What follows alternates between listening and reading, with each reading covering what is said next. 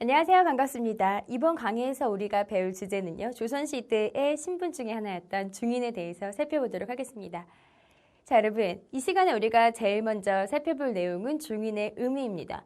여러분들이 양반, 상민, 노비라는 계층에 대해서는 쉽게 인지가 되실 거예요. 왜냐면 우리가 사극 같은 걸 통해서 쉽게 접할 수 있는 계층들이었기 때문이죠. 그렇지만 중인이라는 계층은 어떤 사람인지 그려보고 싶을 때 잘 그려지지가 않으셨을 건데요. 쉽게 생각한다면 중인은 사극을 보면은 사또, 수령이라고 하는 그 지배층의 밑에서 수령의 명령을 따르는 사람들이에요. 그래서 상민에게는 하대, 말을 낮추면서 상민에게는 하대를 하지만 그보다 조금 더 높은 양반들에게는 굽실거리면서 존대를 하기도 하죠. 이런 계층들이 중인인데요. 지금 선생님이 여러분들께 드렸던 설명 속에서 인지할 수 있었듯이 이 중인은 양반과 상민의 중간적인 계층을 의미합니다. 자, 그러면 오늘 이 시간에는 우리 중인의 의미에 대해서 하나씩 살펴보도록 할게요. 중인은 좁은 의미의 중인과 넓은 의미의 중인을 좀 나누어서 설명을 해드릴 건데요. 이 자체가 시험에 한 문제가 출제가 된답니다. 그러니까 주의 깊게 내용을 좀 들어주세요. 가장 먼저 넓은 의미의 중인이라는 것은요.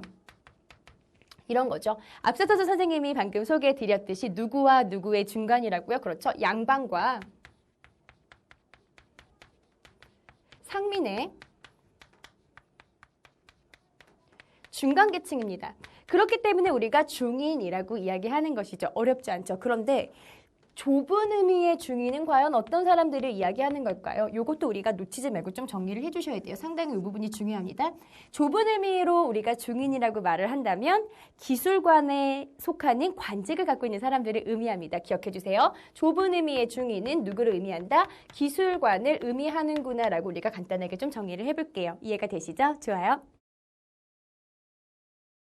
자, 여러분, 그렇다면 우리는 구체적으로 이 중인들은 어떻게 구성이 되는지 그들에 대해서 좀 살펴보도록 할 건데요. 크게 중인의 신분은 세 가지 정도 또는 넓게 보면 네 가지 정도로 나누어서 살펴볼 수 있답니다. 앞서서도 선생님이 잠깐 언급해 드렸지만 중인이라고 하는 사람들은 좁은 의미로 봤을 때는 기술관을 이야기하죠. 그래서 중인의 구성은 대부분 이제 기술관인 사람들이고요. 특히 기술관은 3년에 한 번씩 해당 관청에서 치르는 잡과를 응시해서 합격하는 사람들이죠. 엄격하게 말하면 이들도 관리입니다. 단 문관보다는 조금 낮은 지위에 해당하는 관리가 되겠죠. 그 외에도 수령의 밑에서 수령을 도와주는 향리들도 바로 중인이죠. 양반인 수령을 도와주는 계층은 바로 중인인 향리랍니다. 그 외에도 우리가 설이라고 하는 하급 관리와 서얼이라는 계층으로 우리 중인의 구성을 살펴볼 수가 있답니다. 특히 여러분들이 주의 깊게 생각해 주셔야 할 계층은 바로 이 서얼입니다. 서얼이라는 계층은 아버지는 양반이에요. 그런데 어머니는 본처가 아니라 아버지의 첩 정도 되는 거죠. 그래서 서얼은 첩의 자식을 서얼이라고 하는데요. 사실 이 서얼은 굉장히 조선사회에서 크게 차별을 받았던 계층입니다. 질문을 잠깐 해볼게요.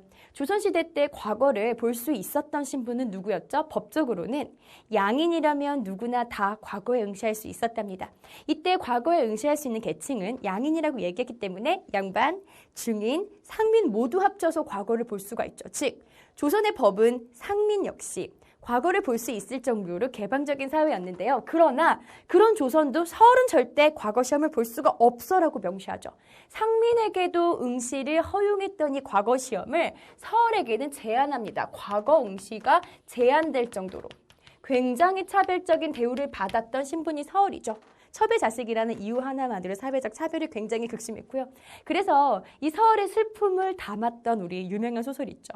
허균의 홍길동전을 보면 아버지를 아버지라고 부를 수도 없고 형을 형으로도 부를 수 없는 이 서얼의 슬픔, 비극이 그 소설 속에 담겨져 있었답니다.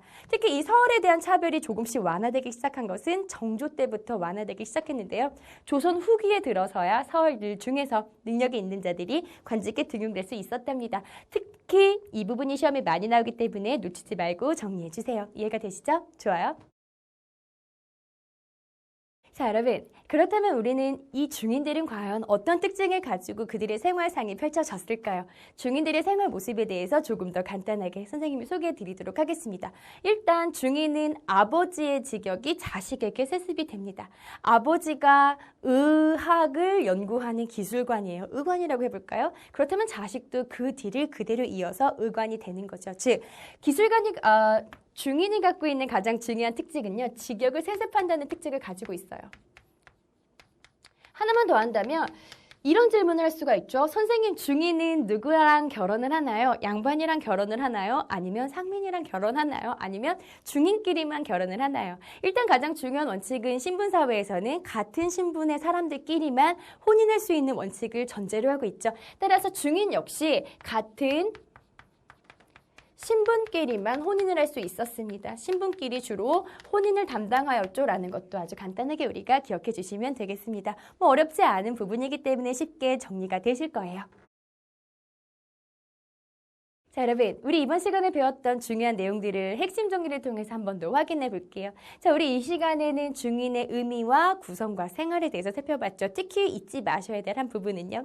중인은 넓은 의미로 봤을 때는 무엇이죠? 그렇죠. 양반과 상민의 가운데 계층을 지칭하지만 좁은 의미로 봤을 때는 기술관을 의미한다라는 것을 놓치지 말고 확인해 주세요. 하나만 더 한다면 중인 중에서도 상민보다 더한 차별적 대우를 받았던 사람들이 하나 있었죠. 사월이라는 것도 놓치지 말고 확인해 주세요.